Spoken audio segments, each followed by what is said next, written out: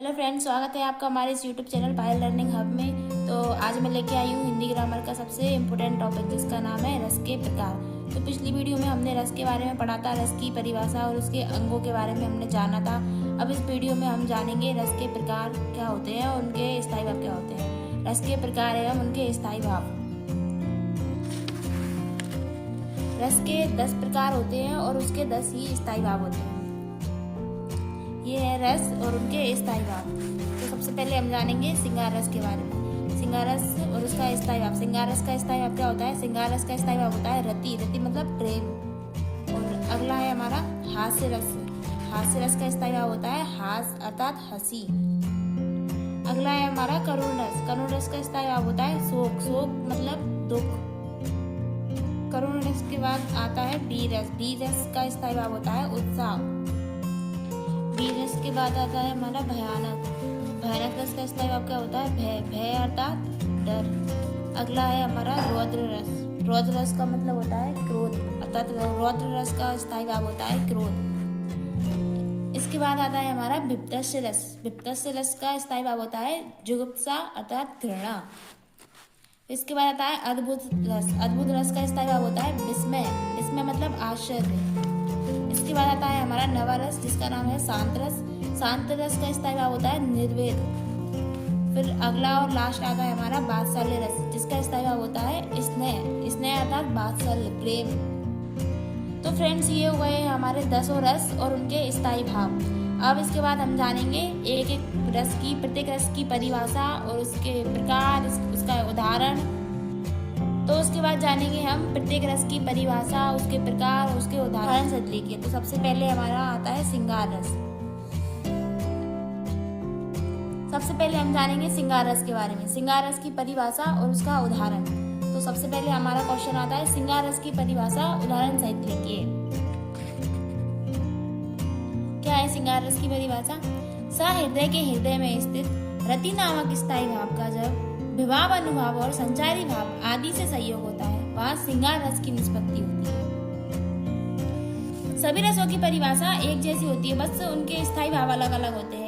जैसा कि इसमें हम श्रृंगार रस के बारे में पढ़ रहे हैं, तो श्रृंगार रस का स्थायी भाव होता है रति। अगर हम वीर रस के बारे में पढ़ेंगे तो वीर रस का सिर्फ इस परिभाषा में से स्थायी भाव चेंज हो जाएगा। जहाँ हमने रति लिखा है उस जगह पे हम वीर रस का स्थायी भाव लिखेंगे।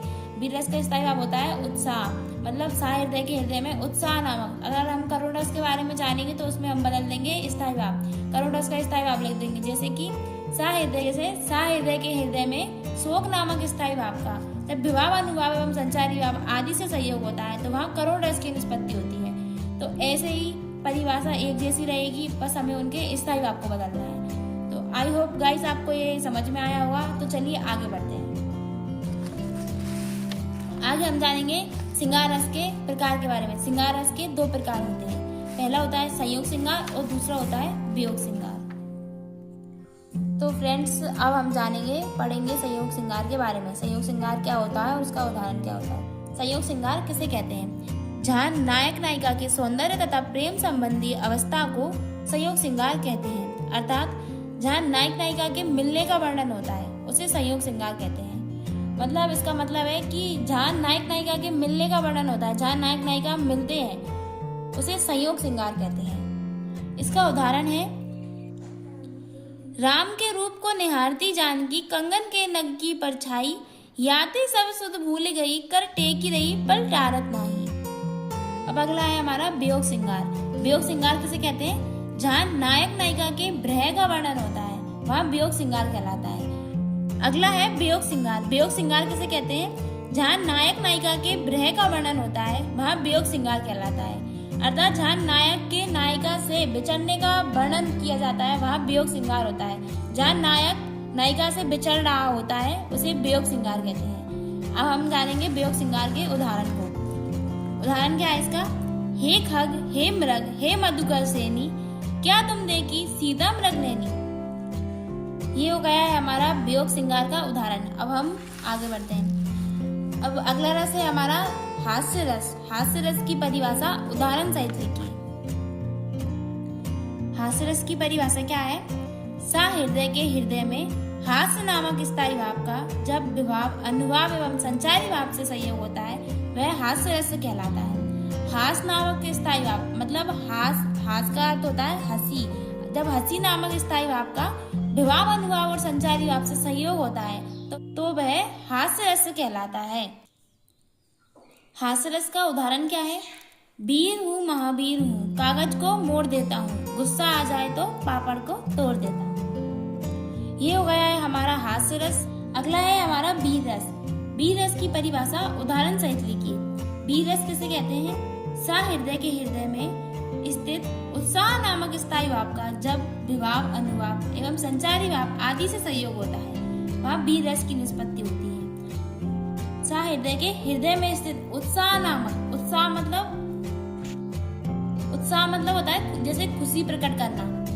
तो उत्साह नामक स्थायी भाव का जब विभाव अनुभाव एवं संचारी भाव आदि से संयोग होता है तो उसे वीर रस कहते हैं। वीर रस का उदाहरण क्या है?